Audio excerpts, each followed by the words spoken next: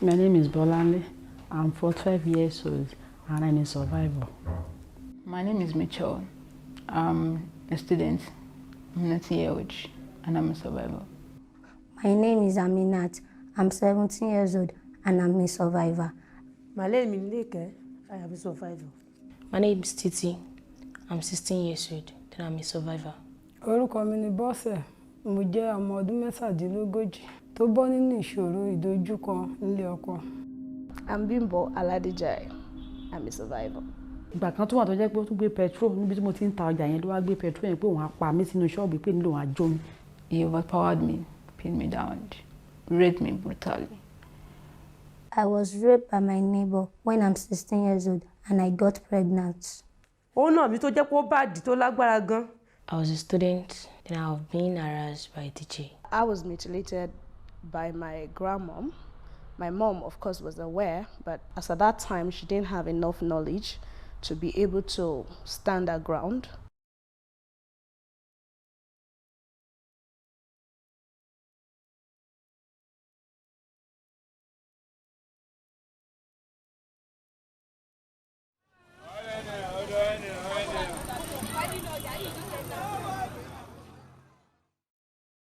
Ekiti people are rustic, knowledgeable, honorable, and decent people.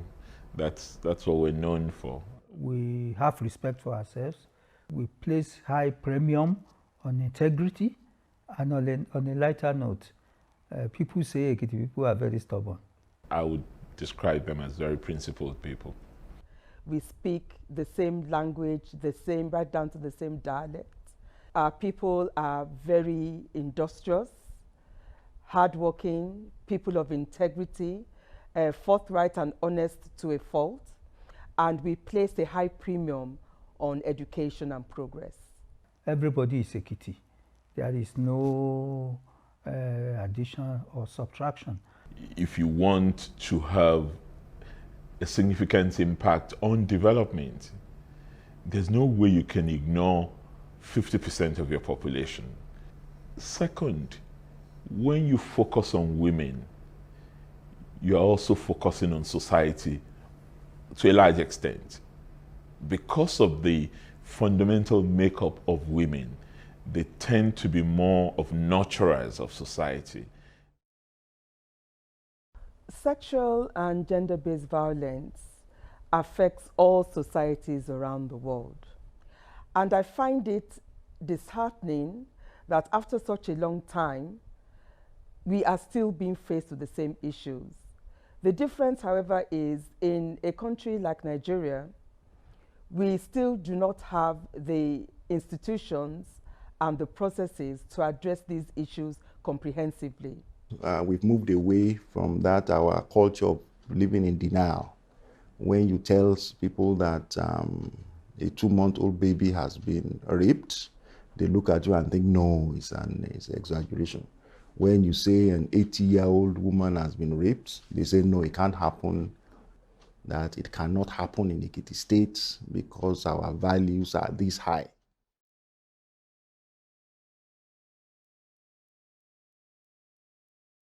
My name is Titi. I'm 16 years old and I'm a survivor. I was a student in a school. Then I've been harassed by a teacher. So I've been to accept what the teacher said so that I could be able to be free from any things he wants me to do. So after doing it, he continued threatening me to do such. But actually I was afraid to tell my mom what happened. But later I decided to speak up to tell my mom to know what is going on through me. So my mom went straight to the school and reported to the school authority. They called the man, and the man was lamenting that he did not do anything with me, that there's nothing happened between me and him. But I told them that it's a lie, that there is something between me and him. Later he spoke up that it was true, that he did such. So later the school supported me by raising up the case up. Then I think Barrister Tani came to our school that day to take me to our office. That tell her everything going on through my mind and everything that happened. Then I told her everything. They arrested the man that was headquarters along Guinea Road. There was this unrest in the society. There was crisis everywhere, curfew. So I couldn't access my hostel.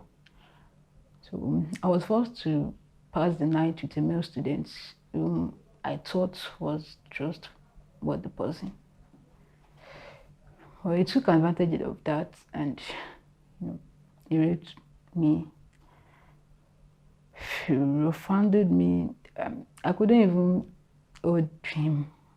He overpowered me, pinned me down, raped me brutally. I was just down emotionally, I couldn't speak out because telling people I was raped, it's like, I won't even be able to walk around the way I like. So I decided to keep it to myself. But got to a stage, it began to show me. I wasn't myself anymore. My name is Aminat. I'm 17 years old and I'm a survivor. I was raped by my neighbor when I'm 16 years old and I got pregnant. I'm the only one that my mom gave birth to. So a man beside our house bring his friend to borrow house in our house. So she is now living in our house. We live together. One day, he told my mother I should follow them to farm to bring cocoyam. When we got there, the second man that is living in our house said that he wants to go and hunt. Before he came back, the one that bring her raped me. When he came back and I told her, and he said I should not tell anybody, that if I tell anybody that they will kill me because they are living in our house. There are many drivers that make gender-based violence continue to recycle itself relentlessly. And for me, the most critical driver is patriarchal norms and values. We live in deeply patriarchal societies. Sadly, this is what gives a number of men a sense of entitlement to the bodies and the labor of women and girls. And so when we move from patriarchal norms and values as a key driver, you move into other factors, such as violent conflict, which causes displacement and renders mostly women and children vulnerable. When you look at the rise in kidnappings and displacement of people into internally displaced camps, poverty is also a key driver because it pushes a lot of women and girls into transactional sex. There is trafficking. There is a lot of juvenile access to drugs. So we now have a severe drug abuse problem in the country. So with all these drivers, we have a situation whereby a lot of women and girls are vulnerable. And if we look at all the definitions we might have of gender-based violence, physical violence, sexual violence, psychological violence, economic violence, which covers a whole range of issues such as domestic violence, trafficking, incest, you name it. It is no surprise that the experts tell us that 1 out of every 3 women is a survivor of one form of violence or the other. GBV remains a challenge in Nigeria, but even also here in Ekiti. We have quite a number of people. For instance, if you take female genital mutilation, where the prevalence rate in Ekiti is about 55.7%. It has psychological effects, it has health concerns for the victims, and it is not in any way, form or shape good for anyone. In Ekiti State, we get possibly an average of 4 complaints a day, and that is those that come forward to complain. Even then, after complaint, we have cases, many of them would not want to take it further than that. In most cases, when police is investigating gender-based violent cases, pressure from people you least expected, and at a time they even want pressure on a victim to say she's no longer interested. And most of these victims are even young persons, children, who cannot consent. But you see their parents will be coming to say, and sometimes they just abandon the case for the police.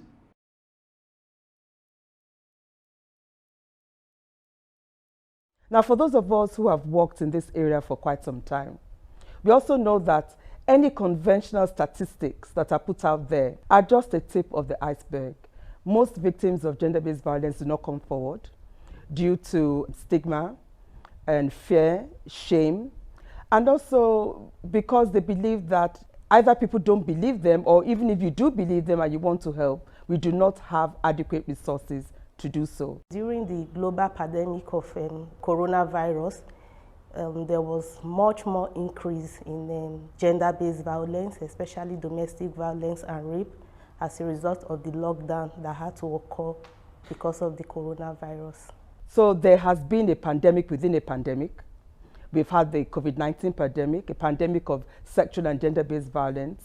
And a good friend of mine who works on mental health issues told me that there are actually 3 pandemics. So we have the mental health pandemic and a sexual and gender-based violence pandemic, as well as the COVID-19 pandemic. And they're all linked one way or the other.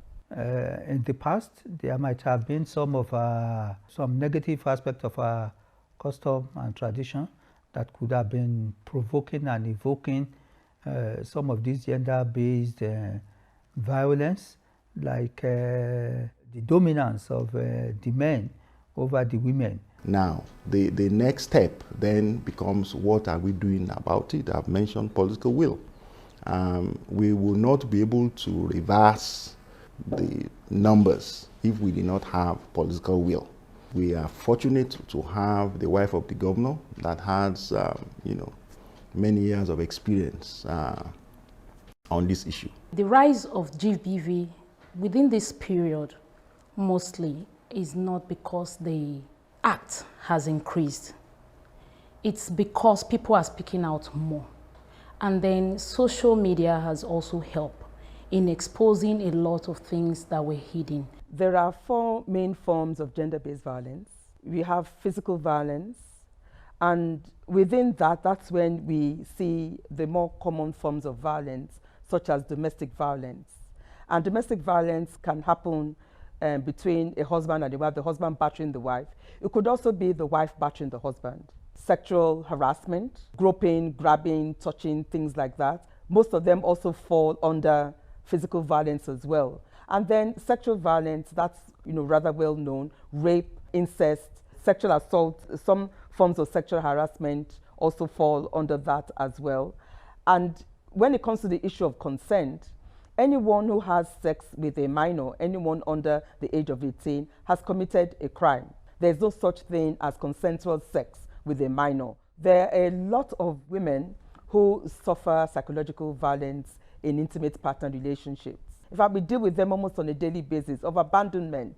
Men start a family in one place and they go and start a family elsewhere. So for victims of sexual violence and even rape, there is something called PTSD, post-traumatic stress disorder, which is a big challenge, right, that most people face post this sort of violence. We've not even talked about the potentials of sexually transmitted infections that such individual may come across. So there is no upside in whatever form or shape to gender-based violence. And then we have economic violence. A lot of women are deprived of a right to work, a right to an education, a right to own assets of their own, simply because their husbands, people around them say they can't have access to those things. And so we need to be able to get ourselves to a point where everyone, male or female, can come forward and seek the help that they need. Because if they don't seek the help they need, it's likely that they'll continue to suffer in silence. Then there's no healing. And where there's no healing, there's no closure.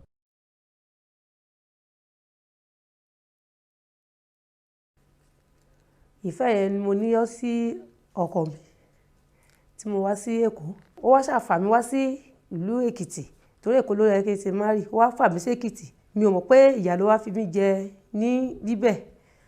Ìgbà míì tí bá ti páàkì ẹrù mi lọ sí ilé àwọn ìyá mi àwọn ìyá mi á tún dá mi padà wọ́n ní kí n padà nílé ọkọ ni ọmọ ń gbé màá ti forí tì í mi ò mọ̀ pé ìyá yẹn pé ó lè wọ́ mi mo dẹ̀ dúpẹ́ lọ́wọ́ Ọlọ́run pé mi ò bá ìyá yẹn mi ò bá kú lílé ẹ̀ mo wá kúrò ní ibẹ̀ mo wá páàkì ẹrù mi mo wá páàkì kúrò ní ibẹ̀ mo wá lọ sí human affairs àwọn èèyàn tọ́ mi sọ́nà oríṣiríṣi nǹkan fàṣíbẹ̀síbẹ̀ náà mo dẹ̀ dúpẹ́ lọ́wọ́ Ọlọ́run pé ọ̀nà tó tọ́ mi sí kò ń ṣe ọ̀nà ìbúrú fún mi pé ọ̀nà ìyanu náà tọ́ mi sí. so nǹkan tó mo sọ pé ó tó gẹ́ tí mo fata síta ni wípé gbogbo ìgbà tó bá ti ń ṣe wàhálà yẹn á gbé àdá mo nígbà tó pé tí máa ń sábà yà máa sá tẹ̀lé mi pé àwọn fi àdá yẹn pé wọ́n á fi ṣá mi torí ọkọ yẹn ó jẹ́ ẹni tí ó pé láìkó obìnrin bí gan tí wàhálà yẹn gan ti máa ń bẹ̀rẹ̀ nìyẹn àwọn obìnrin oríṣiríṣi ló máa ń kó kiri tí wọ́n dẹ̀ ti wá sọ̀rọ̀ inú abi àti bẹ́ẹ̀ lọ á lóun á pa mí á lóun fẹ́ rí mi gan nínú ilé rárá ní mò ń disturb ní mò ń ní òun lára ìgbà kan tó wà tó jẹ́ pé ó tún gbé petrol níbi tí mo ti ń ta ọjà yẹn ló wá gbé petrol yẹn pé òun á pa mí sínú ṣọ́ọ̀bù pé nílò òun á jó mi ọpẹ́lọpẹ́ Ọlọ́run àtàwọn èèyàn ló gbà mí sílẹ̀. ó sì ní pé tóbìnrin ò ṣe ń sọ̀rọ̀ nínú ìṣòro yẹn títorí àwọn ọmọ mi lèmi ò ṣe sọ̀rọ̀ torí ọjọ́ alẹ́ àwọn ọmọ mi lèmi ń rò ní tèmi tó ní èmi ṣe ń fara rán ìṣòro náà tí mo ṣe ń fara dà. I was just down emotionally, I couldn't speak out because telling people I was raped, it's like, I won't even be able to walk around the way I like. So I decided to keep it to myself. But got to a stage, it began to show me. I wasn't myself anymore. I couldn't eat. Like, even walk on the street, I walk like someone who has mental problem. Sometimes I just walk. The car may be coming absent-mindedly. I don't know. I'll be lost in thought. I almost ran mad. It's almost got me killed. So I just decided to speak out. Let anybody that wants to talk, let them talk. I have my life to live. Ohun tó ṣẹlẹ̀ ni pé ní gbogbo ìgbà ni ọkọ mi máa ń nà mí. Tó yẹ pé ọ̀rọ̀ yẹn máa ń ní agbára tí gbogbo àwọn èèyàn máa bá wa dá sí. Tí ìjà yẹn pọ̀ to the extent mo dẹ̀ ti bí ọmọ 3 ọkùnrin làwọn mẹ́tẹ̀ẹ̀ta. Tó yẹ pé ọ̀rọ̀ yẹn lágbára ó fẹ́ ìyàwó lé mi. Pẹ̀lú bó ṣe fẹ́ ìyàwó náà kò ní ìtumọ̀ sí mi rárá. Mo ṣe àwọn forí títí torí àwọn ọmọ mi kí n má bàa fi àwọn ọmọ mi sílẹ̀. So ìgbà tó wá di ọjọ́ kan tọ́rọ̀ yẹn tún ní agbára ó bọ́ sí ẹnu ọ̀nà ilé ó dẹ̀ yọ ilẹ̀kùn. Ó tún gun orí páànù ó tún ṣí páànù ilé tí òjò rọ̀ tó bà gbogbo ẹrù wa jẹ́. After ìgbà yẹn mo fi ẹjọ́ ẹ̀sùn àwọn aládùúgbò wọ́n bá sọ̀rọ̀ síbẹ̀ náà kò gbọ́. Mo tún fẹjọ́ sùn ní ṣọ́ọ̀ṣì náà kò tún gbọ́. Nínú wàhálà yẹn ni mo wà tó ti wá mú ìwé kóòtù bá mi. Ó dẹ̀ jẹ́ ohun tó jẹ́ ìbẹ̀rù fún mi tí mi ò ní owó tí ò dẹ̀ sí olùrànlọ́wọ́ tó lè ràn mí lọ́wọ́. Ìgbà yẹn ni mo wá lọ sí woman rights group.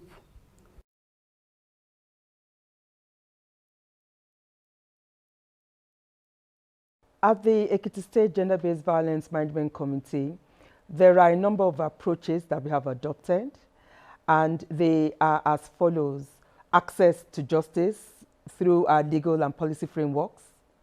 The second is focusing on treatment, care, and protection of GBV survivors. The third is education and reorientation for prevention. We need to ensure that there is a lot of sensitization and awareness in communities around what constitutes GBV, how people can help, and the role that they have to play in all languages available through various mediums, both conventional and unconventional. The fourth area that we are engaged in is community ownership. We have realized that if we do not engage communities in the work that we are doing, particularly opinion leaders and religious leaders, our work is going to be in vain. So we have a lot of work that we do around engaging communities for ownership. And then the next issue for us is around having an effective gender-based violence coordinating mechanism. That's what our GBV committee is, a GBV mechanism that coordinates different responses from different actors, both statutory and non-statutory, and then partnerships, a whole range of partnerships to make our work effective. We've drafted the gender-based violence law, Recently, we looked at it again and thought there was a need to review it, given current concerns, because of the increase in rape of minors. We thought that it was important to draft an additional law, which is the compulsory treatment of child victims of sexual violence law. That law essentially makes it compulsory for medical institutions in the state to give immediate treatment to child victims of sexual violence. Policies such as the Victims' Charter and the Sex Offenders Register. The Victims' Charter rolls out a whole range of mechanisms to ensure that those who are victims of any form of violence in Ekiti State have certain recourse and entitled to certain rights. We believe that they have survived the worst thing that could ever have happened to them in their lives. And if we can help them create a new narrative, a new story, they become survivors. Ekiti State was the first state to open a register of sex offenders. The idea behind that register is to ensure that we track sex offenders, particularly repeat offenders, because that is what we have seen. If you are convicted, the moment you are convicted for any sex offense in this state, your details is immediately entered into a sex offenders register. In addition to that, we began a name and shame policy, which essentially means that once we get conviction from the court, we publish your details on a number of government social media platforms. We are now trying to go a step further by ensuring that we paste the posters of such persons in their communities. If the person, for example, is from Ekiti State, we go to the house, we paste the poster in front of his house, as well as a prominent place in the community. Now, one of the new areas we're exploring, which regrettably we have not been able to put in place, is that of compulsory psychiatric tests for persons who violate minors. We are now going a step further. We've put together what we call a Victims' Charter, which essentially simplifies what a victim should expect from the state government. We are trying to refocus our criminal justice system to place emphasis on victims of crime. There will be opportunity for the victim to assess the medical institution we have in the state. The beauty of our SAC center as compared to is that we have every player within the space working there. And what we're trying to do now is to ensure that we decentralize the SAC center. So we have 1 year currently in the teaching hospital, but to also ensure that we'll have something similar in all the local governments so that people don't have to leave, say, Omuo or any of the other places that they live in to come to Ado before they get accurate care. Sexual Assault Referral Center, as at date, has been able to respond to about 83 cases. Out of these 83 cases, about 23 of those cases are already undergoing various stages of prosecution at the court. And some of these cases, about 3 or 4 of them, we have them at the Social Intervention Center. The Social Intervention Center is also a place where survivors of gender-based violence who do not want to live in the abusive environment are able to have a place to stay in a dignified manner while they recuperate from their violent ordeal. We've tried now for the first time to simplify those laws in Yoruba language.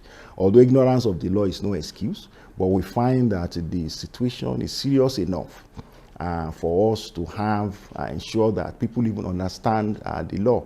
Plain language, of course, is one of the tools we have employed in drafting the law, but we have also ensured now that once we translate it into Yoruba language, we will ensure that we get it around so that people can understand. Thankfully, we've had cooperation with a broad range of print and electronic media, particularly radio stations that majority of our people listen to. We've evolved creative partnerships with them to further help us transmit the message that in Ekiti State, our policy is zero tolerance for all forms of sexual violence. I'm very happy to inform you that because of the work we've been doing on GBV in the state, the Office of the Senior Special Assistant to the President on Sustainable Development Goals, Her Excellency Mrs. Orilope Adefulire, has very graciously supported the building of a transit home for women and children in Ekiti State. It's a transit home that has accommodation for up to 200 women and their children, should it be required, as well as a really great vocational center. And it is going to be launched very soon during the 16 days of activism against gender-based violence. One of the reasons why it's almost impossible to get a rape conviction is because of a lack of forensic evidence or a lack of capacity to collect this evidence and secure it in such a way that it will stand up in court. And the best place to get that done is through a sexual assault referral center that is set up specifically to address issues like that. And we also have a survivors fund. The GBV law for Ekiti State makes provision for a survivors fund, which is the first of its kind in the country. We have been able to support up to 230 women to start new businesses or to send their children to school or for themselves to go back to school. We think this is a critical way in ensuring that we continue to support survivors to rebuild their lives. And again, treatment, care, and protection of GBV survivors entails that you work with a whole range of people, build an ecosystem of support around the survivors. So you have physicians who will be attending to them. You have the counselors who are going to be providing support short, medium, and long term. You have social workers who will take responsibility for things like accommodation, rehabilitation, and so on. So it's important to help build the capacities of people who are going to be a part of this, provide training, and ensure that there is integrity at every point. Because the last thing you want to do is to put in place mechanisms to ensure that people can rebuild their lives after such experiences, and then to find people who are supposed to be helping, to find them being the ones tearing down the system.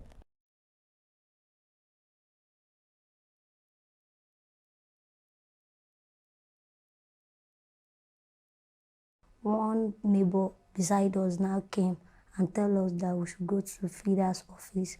So when they came to the police station, they arrest him and they put him in the custody. Our family came and tell us that they will remove her, that they have leg, that they have power. So we came to her to tell her that they are still harassing us, they are still cursing us. So they said we should not worry. And they asked me that, maybe I want to go to school. And I said yes, that I love to go to school and I want to be a lawyer. And I said I will go to another school, that I will not go to the school I'm going before. They pay my school fees. When I got the baby, they give me all care. And the baby is growing up, they are doing their responsibility over the baby and me. So every teachers and schoolmates love me because I'm still pregnant and I'm not even shame. Maybe they will be insulting me or they will be harassing me. If I did not talk to the government or speak out when they turn, I know that I will not go to school again. I'm concerned because if I told my mom, he will not be happy with me because I'm the only child of him. That he wants me to be a person that will be in higher when furthermore, that I will not be ignored when I'm growing up. All my neighbors will be encouraging me, so that is why I did not speak out on time. So I have to confide in this sister of mine.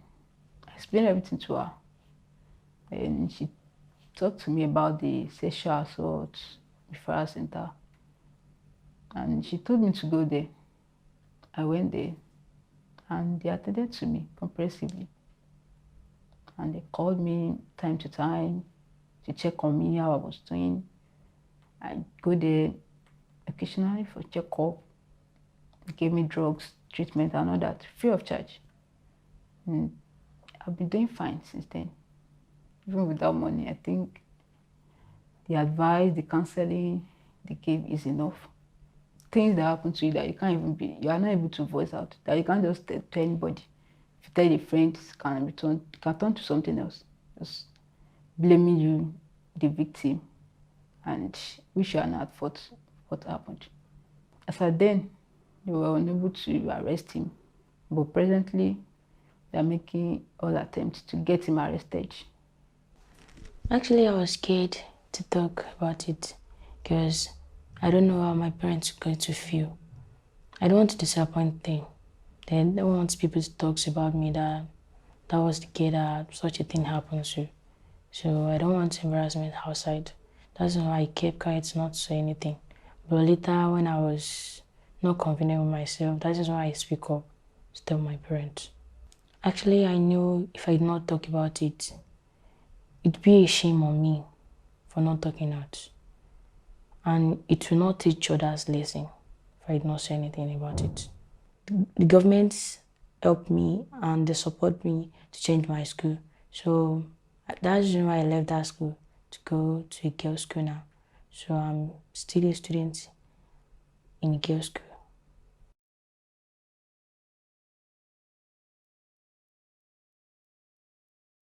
Yes, a victim of rape in particular has to report immediately, as soon as possible, for medical examination.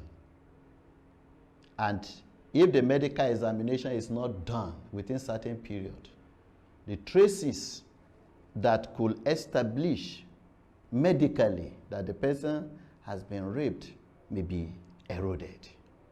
And so it is very, very important that a victim of rape not only reporting, but must be prepared to submit his or herself for medical examination before cleaning up, before taking a bath. Medical examination ought to be done. If you don't report a crime timeously, the criminal may find a way of escape to ask people to curry support from other criminals. You know, I tell you that once it happened, somebody who has the guts to come to police station to beg, if the matter is not reported in time, you can imagine what they could do to make sure that the person never reported that case.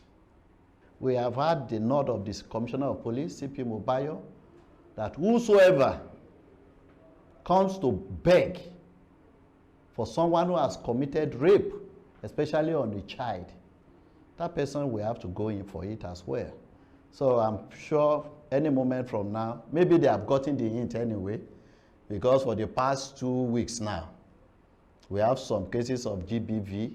We hardly see someone coming to beg.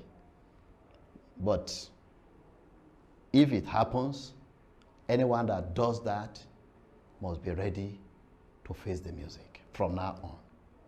So I think the first thing to say is to appreciate the work of Her Excellency Erelu Bisi Fayemi, who has championed and been the biggest advocate for gender-based violence in Ekiti State. The work that we do here is one of a kind because it's highly integrated across multi-sectors. So there's a role that the Ministry of Women Affairs plays, there's a role that we play in the health sector, there's a role that our Ministry of Justice and a host of other ministries play. Secondly is that from the position of the health sector, engaging with Ministry of Education, but also Ministry of Information, is to ensure that we put out the right message around this. The awareness program runs almost every time on the radio, on the television. She has so many committees at the local level, at tertiary institutions, at secondary schools, and many laws. And she doesn't shy away from telling the truth to people. In the Ministry of Justice, apart from my office, we have two main agencies that deal with citizens' rights. We have the Citizens' Rights Directorate, which is in this office, and we have the Office of the Public Defender, which is outside this office. In every local government, there's a community-based, what they call a community-based development unit in all the 16 local governments across the state. We continue to train the heads of those units. Essentially, what they do is to respond to concerns of the community, broad concerns of those communities. But because of the seriousness of the problem, we realize that they have to have specific skills to be able to deal with a broad range of gender-based violence, to be sure that first they have the awareness to see where there's a problem. We also capacitate them with the contacts so that they have access to the police in their locality. And they also have feedback mechanism back to us. They can call me directly, call the wife of the governor directly, and then we will intervene along those lines.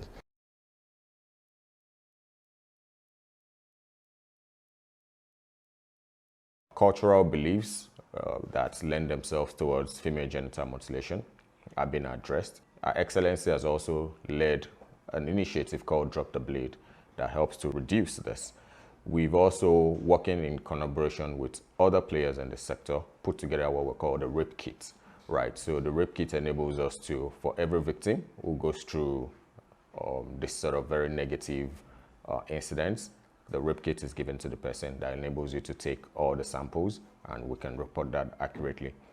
Èyí ni Al-Qur'ani fi ní ọgbà ọ̀rọ̀ àwọn obìnrin nínú ìwé mímọ́ tá fi rán Ànábì wa Muhammad. À ń pè ní Suratul Nisa. Ó sọ bí a ṣe máa lo obìnrin, bá a ṣe máa hùwà pẹ̀lú obìnrin, bá a ṣe máa ṣàpọ́nlé obìnrin, tá à ní jẹ́ kí ìyà ó jẹ wọ́n tí wọ́n láti wà nínú ẹni àpọ́nlé. Why is it that the more we are shouting, the more the high level of prevalence? We say that because people are now bold enough to come out to say this is happening to me. Gender-based violence has been something that has been with us from ages. Our mothers will not ordinarily come out. They see it as something that is part of life. They have even come to live with it like it is normal. But now, people are now coming out to say, I will not take this tone. This thing is happening to me. And so it seems we now have large prevalence of cases of gender-based violence because people are now talking and now speaking out. Ọjọ́ yẹn bó ṣe dé ẹlẹ́yìn tó jẹ́ last born mi yẹn tí mo fi operation bí bó ṣe lọ sórí bẹ́ẹ̀dì lọ́dọ̀ ẹ̀ nìyẹn bó ṣe dìímú nìyẹn ó lọ máa pàǹtì ẹ̀ ó kò lọ síbi fíríjì tí mo tò ọjà sí ó kò bẹ̀ sí pa àwọn Pepsi tó wọ́n bẹ̀ pa gbogbo alẹ́ wa rẹ pẹ̀lú mílíọ̀sì ẹ̀ ó wá rẹ kí ló ṣẹlẹ̀ kí ni ó lóun máa pa yín sẹ́ẹ̀ gbogbo àwọn ọmọ mi náà bó ṣe sá lọ nìyẹn nǹkan bí ti 10 òru ni wọ́n sì sá lọ nìyẹn bí ò mọ bí táwọn ọmọ yẹn sá sí ṣùgbọ́n èmi àti ẹ̀ àṣẹ ìjọba làwọn jìjọ ń fà á nílé bó ṣe bẹ̀ sí nínà ó fi bilẹ̀ ayé mi jẹ́ torí àwọn èèyàn ò kì í dá sí wa mọ́ ládùúgbò yẹn wọn ò ń dá sí wa mọ́ wọ́n á padà wá sí human affairs ibẹ̀ yẹn náà sọ fún mi pé kí n gbọ́rọ̀ ẹ̀ kí n gbé lọ sí ọ̀dọ̀ ìyàwó Fáyẹmí ọ̀gá president pé kí n gbé wá sí ibẹ̀. Mi tún ṣẹlẹ̀ jẹ́ pé ó tún sọ wípé pé òun á pa mí ìdí nìyẹn tí mo fọwọ́ ké síta mo wá sá lọ sọ́dọ̀ àwọn àjọ grip tó ń dá sí ọ̀rọ̀ obìnrin tó ń jẹ́ kíyà kó jẹ obìnrin wọ́n ṣe gan-an ni o torí ọpẹ́lọpẹ́ wọn àwọn ni wọ́n wá mú lọ́ọ̀yà tẹ̀lé mi lọ sí customary court ọkọ̀ yẹn gbé mi lọ sí àwọn àjọ grip ni wọ́n á tẹ̀lé mi lọ láì gba kọ́bọ̀ láì gba anything lọ́wọ́ mi àwọn náà stand fún mi àmọ̀ràn tí mo lè gba àwọn tó ń dojúkọ irú ìṣòro bíi tèmi ni wípé tí nǹkan bẹ́ẹ̀ bá ti ń ṣẹlẹ̀ kán máa listen sí rédíò tó bá tún láwọn tó tún wà ní surroundings wọn tó jẹ́ àwọn tó jẹ́ bí amòfin tó mọ̀ nípa ọ̀rọ̀ olófin dé àwọn èèyàn á lè mọ ọ̀nà tí wọ́n á tọ̀ pé ibi báyìí ni kó lọ sí báyìí ni kó lọ sí tó jẹ́ pé ìyá yóò fi ní jẹ́ ẹgbẹ́ àwọn tí mo lè ní fún wọn nìyẹn torí bí irú ìgbà àwọn èèyàn ti jẹ mí sẹ́yìn ṣùgbọ́n mo dúpẹ́ pé Ọlọ́run ti gbà mí. kì í ṣe pé bóyá mi ni mo sọ pé ó tó gẹ̀ nígbà tí náà ti ní ká máa lọ tán dẹ̀ ti wá fún wa níwèé kóòtù tán dẹ̀ ti ní kóníkálukú máa lọ sí àyè tiẹ̀ so láti ọ̀dọ̀ àwọn women rights group ni ìrànlọ́wọ́ mi ti bẹ̀rẹ̀ wá títí tó fi wá sí ọ̀dọ̀ ìyá wa Erelú Bísí Fáyẹmí táwọn náà tún ṣe olùrànlọ́wọ́ fún mi tí gbogbo ẹ̀ fi wá parí. Ipa àwọn tán ti ṣe nídìílé mi ó jẹ́ ohun tó dùn tó dáa nínú ayé mi tó dẹ̀ yí ayé mi padà tó dẹ̀ jẹ́ kí ayé mi tẹ̀síwájú tí ò jẹ́ kí ìyà jẹ èmi àtàwọn ọmọ mi. Therein we made provision, the law makes provision for compulsory treatment for any victim, both physically and psychologically. And the law made provision for, compulsory judgment and sanctions for any violator. We can only say big thanks to Erelu Bisi Fayemi, the wife of the governor, who has been supporting us women, putting them in different cooperative societies, giving them little amounts to run their businesses.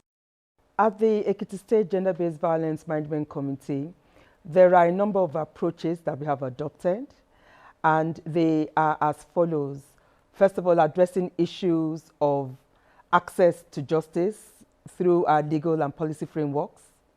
The second is focusing on treatment, care, and protection of GBV survivors. The third is education and reorientation for prevention. We need to ensure that there is a lot of sensitization and awareness in communities around what constitutes GBV, how people can help, and the role that they have to play in all languages available through various mediums, both conventional and unconventional. The fourth area that we are engaged in is community ownership. We have realized that if we do not engage communities in the work that we are doing, particularly opinion leaders and religious leaders, our work is going to be in vain. So we have a lot of work that we do around engaging communities for ownership. And then the next issue for us is around having an effective gender-based violence coordinating mechanism. That's what our GBV committee is, a GBV mechanism that coordinates different responses from different actors, both statutory and non-statutory, and then partnerships, a whole range of partnerships to make our work effective.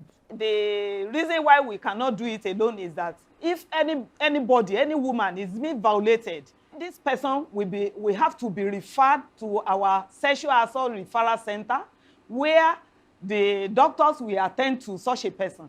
That's another ministry, another MDA. So in collaboration with all these sectors, all these MDAs, all these ministries, we are able to solve a lot of problems. The government ensure that we have representative of civil society in the gender-based prohibition committee of the state. Anything that cannot be measured cannot be managed. So civil society filling the gap to measure in terms of monitoring and evaluation of policy that is being implemented by the government, because the government has given them a room to contribute to the development of the policy.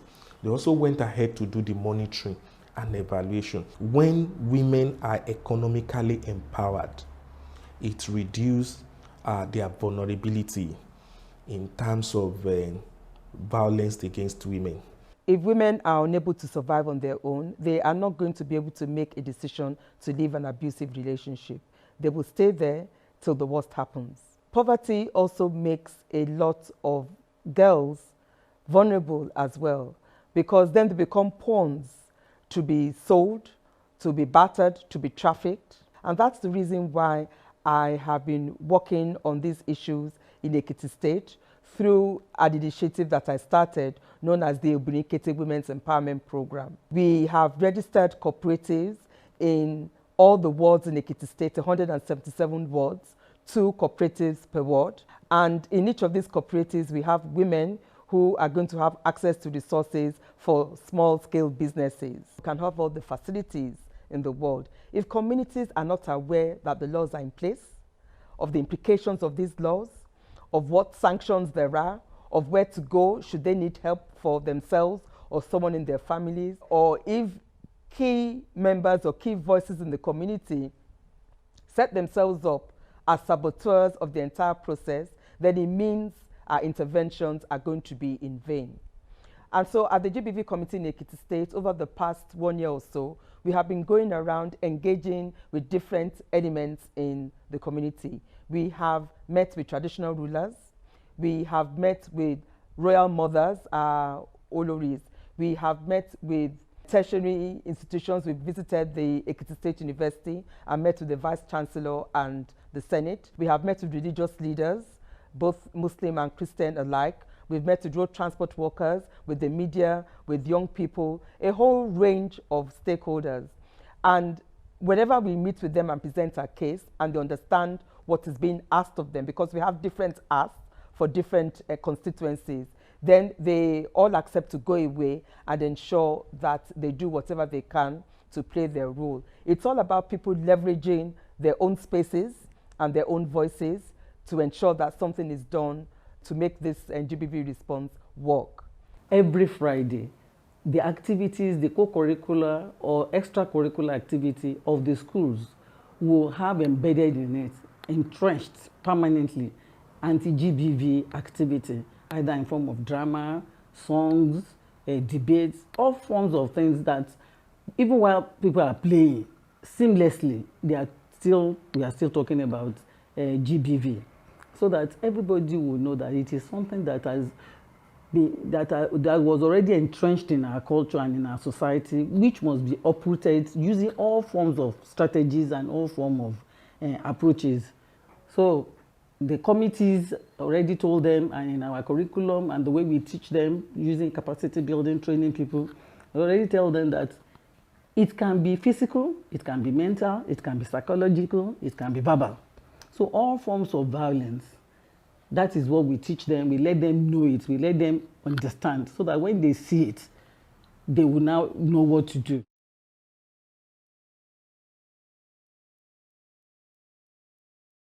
Gender-based violence is a bad treatment given to a particular person based on their gender.